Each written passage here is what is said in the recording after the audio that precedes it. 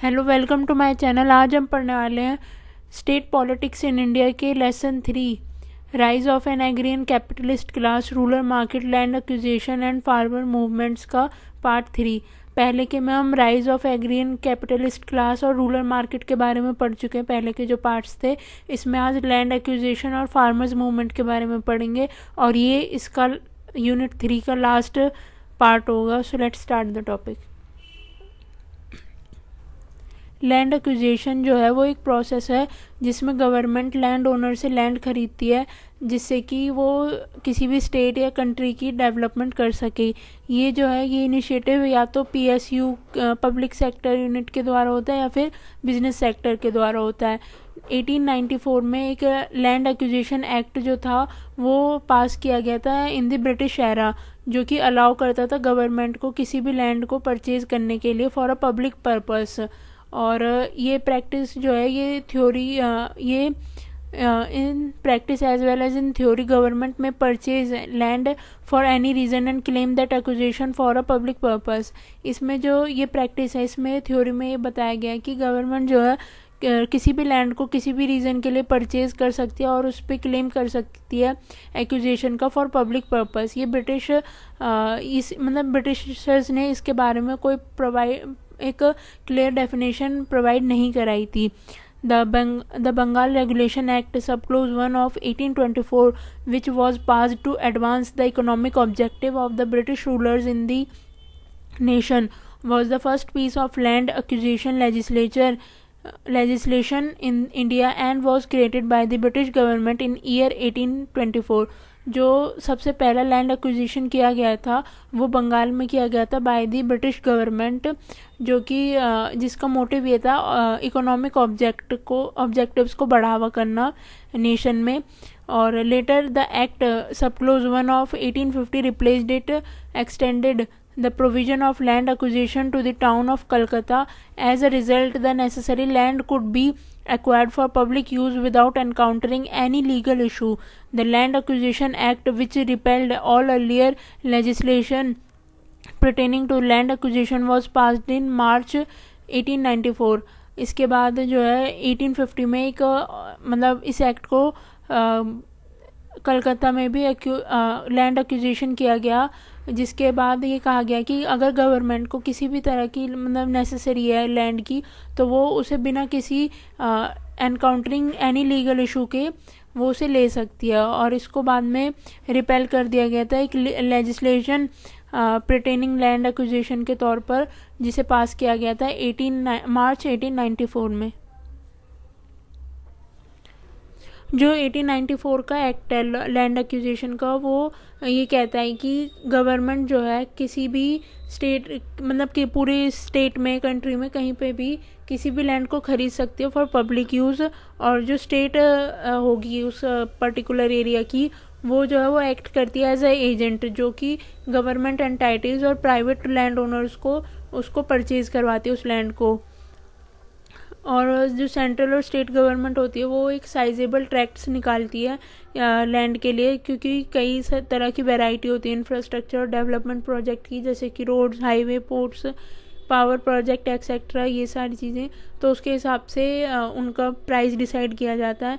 ज़्यादातर land acquisition जो हुए थे वो 1947 और 1991 के बीच में हुए थे, जो कि किए गए थे पब्लिक सेक्टर ऑर्गेनाइजेशन के बाद। उसके बाद जितने भी लैंड एक्विजिशन हुए थे वो लिबरलाइजेशन के पीरियड में हुए थे। और जो उसके बाद जो लैंड एक्विजिशन का प्रोसेस किया था वो किया था पब्लिक सेक्टर प्राइवेट सेक्टर के द्वारा। उसमें जैसे कि जो प्राइवेट कंपनी थी उन्होंने कुछ प्रोजेक्ट्स किए, जैसे कि पावर हाउस बिल्ड किए, हाईवेज क्रिएट किए और हाउसिंग डेवलपमेंट क्रिएट किए। कुछ बिल जो है वो लैंड एक्विजिशन एक्ट ऑफ 1894 को अल्टर करते हैं, जो कि है 2013 right to fair compensation and transparency in land acquisition, rehabilitation and resettlement act. ये इसमें क्या है कि पहले मतलब जो ये एक्ट है लैंड एक्विजिशन का, इसमें प्रॉपर कंपनसेशन लोगों को नहीं मिल पाता था और ना ही कोई ट्रांसपेरेंसी थी। तो इसलिए 2013 में राइट टू फेयर कंपनसेशन और transparency in land acquisition act को पास किया गया। साथ ही साथ रिहेबिलिटेशन और रीसेटलमेंट एक्ट भी। इसमें जो लोग मतलब जिन लोगों का लैंड खरीदा जा रहा है वो लोग जब वहाँ से रिप्लेस होते, रीसेटलमेंट होते, तो उनको प्रॉपर कंपनसेशन दिया जाए इसके लिए। The new act include provision to ensure rehabilitation for person who have had their land taken away, introduce transparency to the land acquisition process, set up enterprises or building and undertake infrastructure projects. Farmer movement, इसमें हम कुछ important farmer movement पढ़ेंगे। इसको आपको याद नहीं करना, बस एक बार रीड कर लेना, उतना ही काफ़ी होगा। संथाल रिवॉल्ट 1855, जो संथाल रिवॉल्ट हुआ था वो 1855 में हुआ था, जिसे ज़्यादातर संथाल हुल के नाम से भी जाना जाता है। कई एकेडमीज जो थे उनका मानना है कि ये एक ट्राइबल मूवमेंट है जो कि आज के झारखंड और कुछ small portion of West Bengal के इलाके में हुई थी, नियर द फुटहिल्स ऑफ राजमहल। ये जो विद्रोह हुआ था ये ज़मींदारों के खिलाफ हुआ था, जिन्हें ब्रिटिश गवर्नमेंट ने वहाँ की लैंड की ओनरशिप दे दी थी, जहाँ पर किसान ऐतिहासिक रूप से खेती करते थे। और जो उन्हें उन्हें उच्च मतलब हाई रेंट्स में दी गई थी ये ज़मीन, कि इससे वो हाई रेंट वसूल करें। और उसके बाद विद्रोह के जो लक्ष्य थे वो उन अधिकारियों के खिलाफ हो गए जो तानाशाही करने लगे वहाँ पर। संथाल की जो समस्या थी वो काफ़ी असंवेदनशील थी, और जो साहूकार थे उनसे उधार ली गई धनराशि पर वो ज़्यादा ब्याज वसूल करते थे। जब वहाँ के किसान उस कर को नहीं चुका पा रहे थे तो उन्होंने साहूकार से ब्याज लिया, मतलब कर लिया, धनराशि ली, और उस पर वो ज़्यादा कर वसूलते थे। क्योंकि वो अपने दायित्वों और करों का भुगतान नहीं कर पा रहे थे, इसलिए जो संथाल में उनकी ज़मीन थी और उनकी बस्तियाँ थी, वहाँ के किसानों को वहाँ से उन्होंने बाहर निकाल दिया ब्रिटिश गवर्नमेंट ने। इसके परिणाम स्वरूप वो अपनी ज़मीन पर किराएदार बन गए या बंधुआ मजदूर बन गए। When thousands of Santhal gathered in Bhogidi hamlet and declared themselves free, the revolution started in July 1855. Sidhu and Kanu, two brothers who claimed to have received communication from supernatural forces, organized and led the movement to stop the exploitation from officers and the dishonesty of merchants to eject them. They assault zamindar and moneylender. This led to several battles between the Santhals and the army of English East India Company.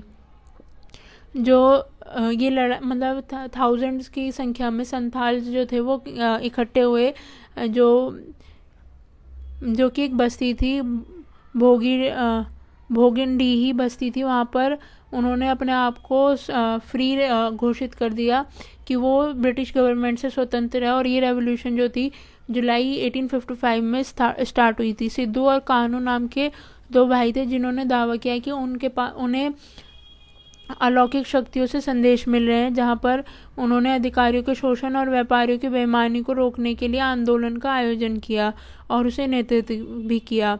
उन्हें बाहर निकालने के लिए और ज़मींदारों और साहूकारों पर उन पर हमला किया, जो संथाल के लोग थे, ज़मींदारों पर और साहूकारों पर। इसी के कारण संथाल और जो ईस्ट इंडिया कंपनी थी उसके बीच में काफ़ी आर्मी मतलब सेना की युद्ध हुए। इंडिगो रिवॉल्ट जो हुआ था वो 1859 और 60 में हुआ था। ये इसका कारण बेसिकली ये था, जो यूरोपियन कॉलोनिस्ट थे उन्होंने गांव के लोगों को कन्विंस किया कि वो फूड क्रॉप्स ना उगाकर इंडिगो की खेती करें, नील की खेती करें, और इसके लिए उन्होंने वहाँ के लोगों को लोन दिया, और जो कि काफ़ी हाई रेट पर था। और जो मार्केट प्राइस थे जो कि प्लांटर्स के द्वारा दिए जाने थे इंडिगो की खेती पर, वो सिर्फ 2.5% ही थे, जो कि काफ़ी घृणित अमाउंट था, मतलब पिटफुल अमाउंट था। और जब फार्मर्स ने इसे रिफ्यूज़ कर दिया कि वो इंडिगो की खेती नहीं करेंगे, तो फिर उसके बाद उसके साथ साथ उनकी जो प्रॉपर्टी थी उस पर भी खतरा था। तो इसके लिए फार्मर्स ने ब्रिटिशर्स के खिलाफ रिबेल किया। चंपारण सत्याग्रह। Indigo plant that produce dye for bluing cotton fabric has been grown by Indian cultivator long before the chemical industry began producing synthetic bluing color In Great Britain's textile industry during the late 18th and early 19th century, there was a significant demand for the color indigo. और जो चंपारण सत्याग्रह हुआ था वो भी Indigo के plant का विद्रोह करने के लिए हुआ था, क्योंकि गवर्नमेंट जो थी, ब्रिटिशर्स जो थे, वो फोर्सफुली किसानों से ये खेती करवा रहे थे. This made the trade indigo in very successful industry. In Bihar and Bengal, numerous retired East India Company officers and young entrepreneurs brought land from local zamindar and expand the production of this crop on big scale. Under an oppressive regime, and tenant farmers were compelled to raise indigo as a crop. क्योंकि जो Indigo था, जो colour था Indigo का, synthetic blue colour, वो Britain की textile industries में काफ़ी फेमस था. तो जो ईस्ट इंडिया कंपनी के रिटायर्ड ऑफिसर थे, वो बिहार और बंगाल के कुछ एरियाज़ में लोकल ज़मींदार से ज़मीन खरीद कर वहाँ पर बिग स्केल में जो इंडिगो की खेती करवा रहे थे किसानों से, जो कि काफ़ी बुरे तरीके से करवा रहे थे. उन पर दबाव बनाया जा रहा था और उन्हें खेती करने के लिए मजबूर किया जा रहा था.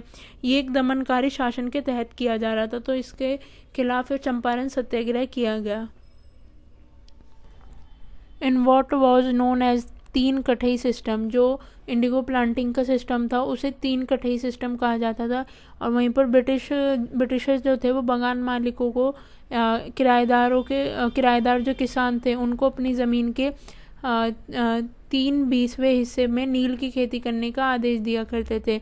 जो सबसे अच्छी ज़मीन होती थी उस पर नील की खेती की जाती थी, और इसके लिए वहाँ के जो किसान थे उसको मजबूर किया जाता था और बगान मालिकों को भी मजबूर किया जाता था, और उनकी जो फसल थी उसको काफ़ी सस्ते दामों में बेचा जाता था मार्केट में. ब्रिटिश सरकार ने किसानों के अपमान और शारीरिक हमले या शोषण के प्रति कोई चिंता नहीं दिखाई थी.